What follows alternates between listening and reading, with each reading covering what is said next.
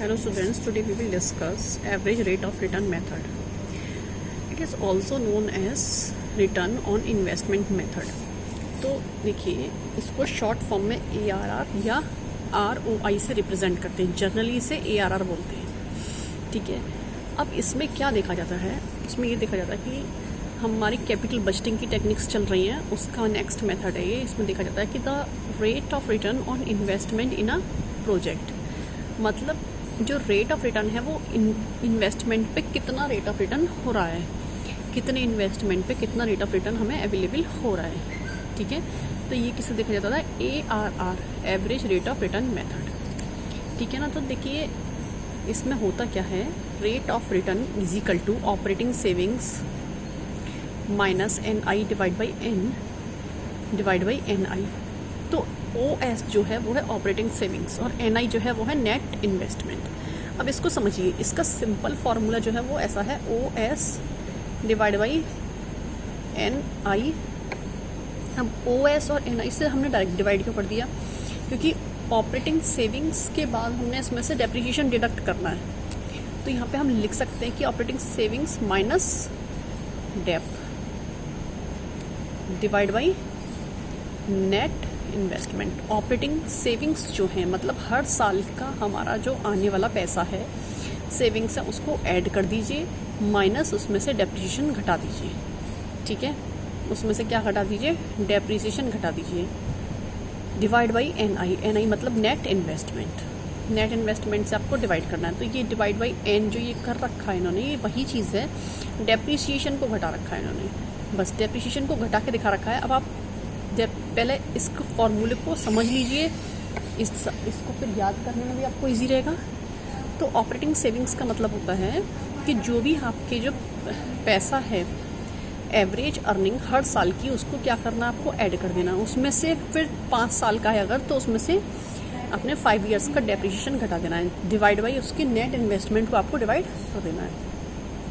अब देखिए ये भी 2 फॉर्मूले हुए, NI और NI डिवाइड बाई 2। मतलब यहाँ पे क्या किया हमने, NI ले लिया। जब सीधे सीधे NI ले लेते हैं तब ये निकल कर आता है रिटर्न ऑन इन्वेस्टमेंट। ठीक है, ये यहाँ से क्या निकल कर आ रहा है, हमारा ROI, रिटर्न ऑन इन्वेस्टमेंट। जब हम इसका एवरेज लेते हैं, इन्वेस्टमेंट का भी एवरेज लेते हैं, तब हमारा क्या निकल कर आता है, एवरेज रेट ऑफ रिटर्न। ठीक है, इन्वेस्टमेंट का भी जब एवरेज लेते हैं तब ये निकल कर आता है एवरेज रेट ऑफ रिटर्न। इसको सीधे सीधे डिवाइड नहीं करते, इसका भी एक फॉर्मूला है। अगर हमें स्क्रैप वैल्यू गिवन है तो, और अगर स्क्रैप वैल्यू गिवन नहीं है तो हम सीधे सीधे डिवाइड कर देंगे, डिवाइड बाई 2। ठीक है, अगर स्क्रैप वैल्यू हमें गिवन है तब हमें देखिए यहाँ पे क्या करना है, कॉस्ट ऑफ इन्वेस्टमेंट, मतलब स्टार्टिंग में आपका कॉस्ट जो लगा इन्वेस्टमेंट अगर 3 लाख है तो उसमें से स्क्रैप वैल्यू कुछ दे रखी है वो माइनस करेंगे, फिर उसको डिवाइड बाई 2 कर देंगे, फिर उसको प्लस कर देंगे। अगर स्क्रैप वैल्यू नहीं गिवन है तब उसको डायरेक्टली डिवाइड बाई 2 कर देंगे। ठीक है, अब ये देखिए, अब इसका क्वेश्चन से इसको अच्छे से समझेंगे। इसको एक बार और यहाँ से समझने की कोशिश करते हैं। Operating saving is taken to be the average earning. Operating saving को एवरेज अर्निंग की तरह लेते हैं, that is total earning before depreciation. Total earning ले लेंगे पहले बिना डेप्रिसिएशन की स्टार्टिंग में, फिर सारे सालों का वो जो टोटल अर्निंग आपने लिया उसको क्या कर लेंगे, ऐड कर लेंगे। ऐड करने के बाद आपको क्या करना है, उसके बाद आप उसमें से डिडक्ट करेंगे डेप्रिसिएशन। ठीक है ना, from the operating savings adjust to provide for depreciation to be created in entire life of the asset. बात समझ में आ गई?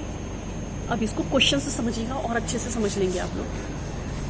ये देखिए क्वेश्चन है, a project cost ₹1 lakh and has scrap value of ₹20,000। Scrap value दे रखी है इन्होंने, प्रोजेक्ट की जो कॉस्ट है 1 लाख रुपए है, स्क्रैप वैल्यू क्या है, 20,000 रुपये है। It streams of income before depreciation and taxes during the first year. तो स्टार्टिंग से इनकी कितनी है, 20,000, 24,000, 28,000 और 32,000 और 40,000। ठीक है ना, तो ये स्टार्टिंग से 1 2 3 4 5 इनके क्या दे रखे हैं, कैश फ्लोज दे रखे हैं। तो हमें क्या करना है, हमें पहले वाली जो सेविंग्स लेनी है उसको डायरेक्टली ऐड करेंगे यहाँ पे।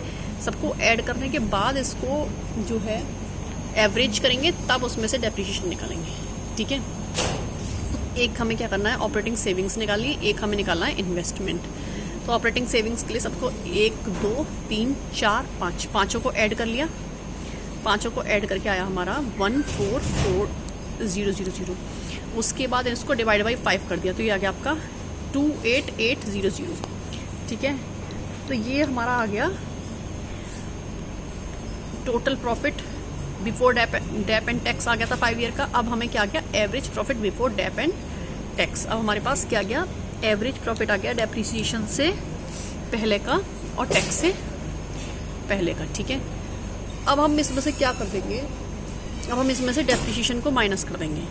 ठीक है, डेप्रिसिएशन का आप लोगों ने याद हो आपको तो एक WDV मेथड आपने पढ़ा था और एक आपने पढ़ा था straight line method. Straight line method का एक फॉर्मूला होता है, initial investment minus scrap value divide by estimated life. This is the formula, यही यहाँ पर लगा हुआ था। ठीक है ना, ये वाला जो चीज़ थी ना, यही था। क्या था, देखिए आपका total cost minus, total cost में से क्या माइनस करना है हमने, टोटल कॉस्ट में से माइनस हमें क्या करना है, scrap value. Scrap value minus करके हमें क्या डिवाइड करना है, उसमें से एस्टिमेटेड लाइफ। तो 1 लाख में से हमें 20,000 माइनस करना है, डिवाइड बाई क्या करना है 5। 20,000 क्यों, क्योंकि यहाँ पे गिवन है कि स्क्रैप वैल्यू जो है 20,000 है और 1 लाख रुपये प्रोजेक्ट की कॉस्ट है। तो इन दोनों को माइनस करके 80,000 आ जाएगा, डिवाइड बाई 5 करके कितना जाएगा, 20,000 आ जाएगा।